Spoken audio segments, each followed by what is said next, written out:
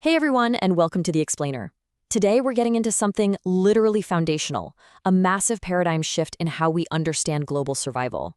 We are drawing entirely from a genuinely fascinating white paper by Dr. Bichara Sahely called Beyond the Midas Mars Trap. It's an analysis that connects the dots between ecology, the economy, and the global military complex. It asks us to fundamentally rethink what the word security actually means, and introduces a framework that could completely change how we view our global priorities. Okay, let's dive right into this. Just look at the visceral contrast here.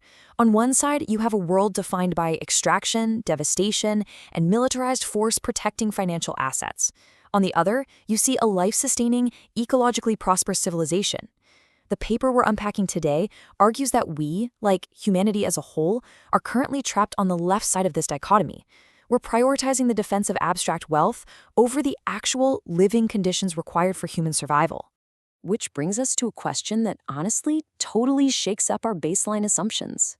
What if the systems we built to keep us secure are actually the greatest threat to our survival? We're taught from day one that massive military spending equals safety, but the research suggests that this very system might be actively destabilizing the planet we all live on. All right, Section 1, the Midas Mars Trap in Civilizational Drift. Let's get into it. The source material breaks this down into two distinct parts. First up, the Midas trap. Remember the tragic myth of King Midas? He was granted a wish where everything he touched turned to gold. Sounds amazing, right? Until he touched his food or his own daughter, he starved amidst infinite wealth. The paper uses this metaphor to describe our fatal habit of converting living relations into financial abstractions. A living forest becomes timber value. A living community becomes a labor pool. The trap snaps shut when these abstract claims, money, debt, corporate titles, become valued more highly than life itself. But here's the thing, Midas needs an enforcer. Enter Mars, or Militarized Asset-Resource Security. Mars is the enforcement arm of the Midas trap. It's the organized use of military power, public subsidies, and coercive diplomacy to protect those abstract corporate claims and resources. And here's why this matters to you. It uses the language of national interest, or defense, and it is funded heavily by your tax dollars. But its primary function is often just securing private assets and geopolitical access, completely regardless of the cost to human life or the environment. And this brilliantly illustrates exactly how the whole shebang is structured. It starts on the far left with the life ground, water, soil, communities. Through the Midas conversion, these are turned into claim values like debt and shareholder value. Then Mars steps in as a giant shield of moral camouflage to protect those claims using fleets and weapons. The result? Externalized costs dumped at the bottom, displaced communities, ecological degradation, and soldier trauma. Moving right along to Section 2, the real cost of security, death versus life. Okay, get a load of this number, $2.887 trillion. That is the global military expenditure for the year 2025, marking 11 consecutive years of growth. Now, contrast that massive, nearly $3 trillion figure with a sobering fact from the United Nations. It would take just $93 billion a year to help end world hunger. Think about that scale. The research points out that our world is not suffering from a lack of resources, it's suffering from a profound misallocation of them. And the cost isn't just financial, you guys. It's also ecological. 5.5% is the estimated portion of global greenhouse gas emissions produced by the world's militaries. If the global military were a country, it would have one of the largest carbon footprints on Earth. It creates this profound. Actually, scratch that. It's more like a tragic contradiction. The very system claiming to protect civilization is actively accelerating the destabilization of the biosphere that civilization requires to exist. Now, this completely shatters the ultimate myth, the idea that military spending is the best job creator. For every $1 billion spent, the military creates about 11,200 jobs. But take that same $1 billion and invest it in clean energy, you get over 16,000 jobs. In healthcare, over 17,000. In education, a massive 26,700 jobs. Life provisioning investments yield far more jobs than death provisioning ones.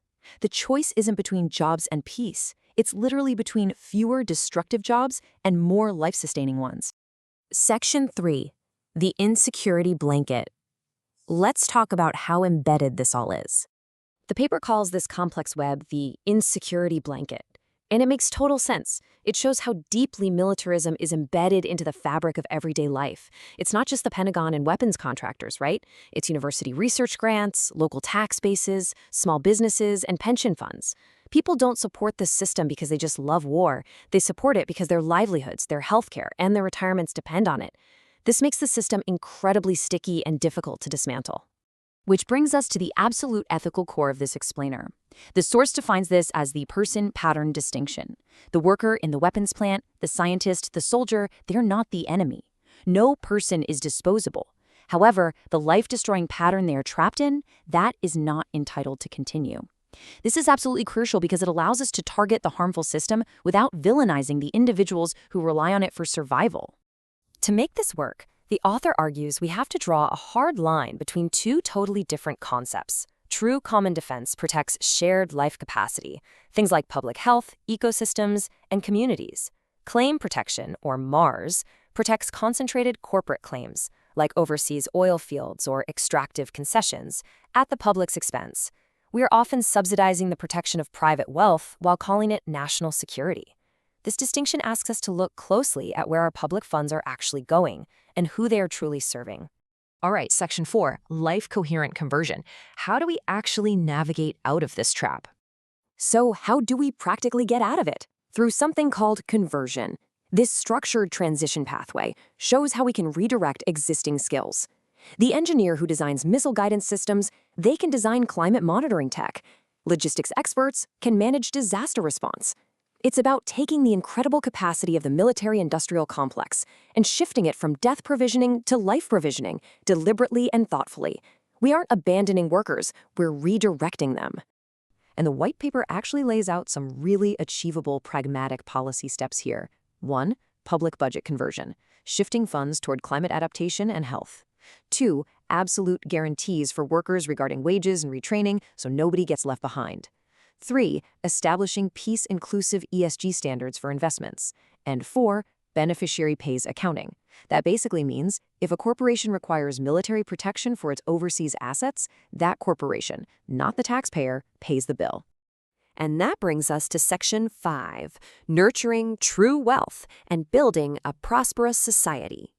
When we look at this life-coherent security framework, the takeaway from the paper is crystal clear. Ecological security is not just some soft supplement to national security, it is the hard infrastructure of human survival. Without food systems, clean water, climate stability, and public health, no weapons system in the world can make a society secure. We have to prioritize human dignity and ecological regeneration as the absolute core of defense. To really hammer this home, the author brings up an ancient counter-myth to King Midas. Think of Irene, the ancient Greek personification of peace, holding the child Platos, the personification of prosperity. The message here is profound. True wealth isn't hoarded gold heavily guarded by violence. True wealth and prosperity can only grow, like a child, when peace actively nurtures and protects the living conditions of the community. So this gives us a totally brand new mental model for what it actually means to be safe. It forces us to ask ourselves a final, deeply challenging question based on all this source material. Are we ready to stop protecting claims against life and start protecting life against claims? Really think about that as you evaluate the world around you. Thanks for joining me on this explainer, and keep learning.